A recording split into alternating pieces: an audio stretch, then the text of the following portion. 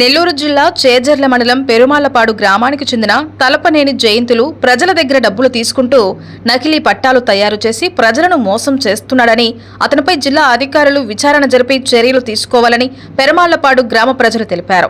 సోమవారం జిల్లా కలెక్టర్ కార్యాలయంలో జరిగిన గ్రీవెన్స్ డే సందర్భంగా జిల్లా కలెక్టర్కు వినతిపత్రం ద్వారా తెలిపారు. ఈ సందర్భంగా వారు మీడియాతో మాట్లాడుతూ అమాయకపు ప్రజలను పిలిచి మభ్యపెట్టి నకిలీ పట్టాలు ఇస్తున్నారన్నారు. అతని ఇంట్లో 100కు పైగా నకిలీ పట్టాలు ఉన్నాయన్నారు.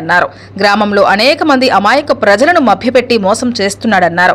చట్ట విరుద్ధ కార్యక్రమాలకు పాల్పడుతూ వ్యవస్థలను చేతిలోకి తీసుకొని తలపనేని జయంతులు అని అనుచరులు ఫోర్జరీ సంతకాలు చేస్తూ ప్రజలను మోసం చేస్తున్నారని వారిపై కఠిన చర్యలు తీసుకోవాలని ప్రజలకు న్యాయం చేయాలన్నారు. అది చేర్ల మండలం పెరవలపాడు గ్రామం. ఆ గ్రామంలో తలపనేని జయంతులున్నారనే వ్యక్తి దీపం పట్టాలు నకిలీ పట్టాలు తయారు చేసి ప్రజలందరికీ ఇచ్చి మభ్య పెడుతున్నారు.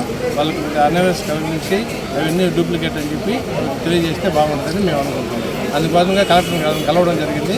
కలెక్టర్ గారు సానుకూలంగా స్పందించి అది ఇమీడియట్గా ఎంఆర్ఓ గారికి తెలియజేయడం జరిగింది. ఎంఆర్ఓ గారు దాని మీద యాక్షన్ తీసుకుంటారని మా ముందే కలెక్టర్ గారితో వీడియో కాన్ఫరెన్స్లో మాట్లాడటం, దానివల్ల మేము సంతోషంగానే బయటకు వచ్చాము. దాని గురించి మాట్లాడితే ఏదో న్యాయం చేస్తారని ఆ పట్టాలకు మళ్ళీ ఎవరికి పంపిణీ జరగకుండా చూడాలి. మా ఊళ్ళో దొంగ పట్టాలు తయారు చేసి రేపు పంచాయతీలో అందరూ మాకు ఓట్లేండి అన్నీ పంపిణీ చేస్తున్నారు. ఎవరు తలపనేని జయంతులు ఎవరు తలపనేని జయంతులు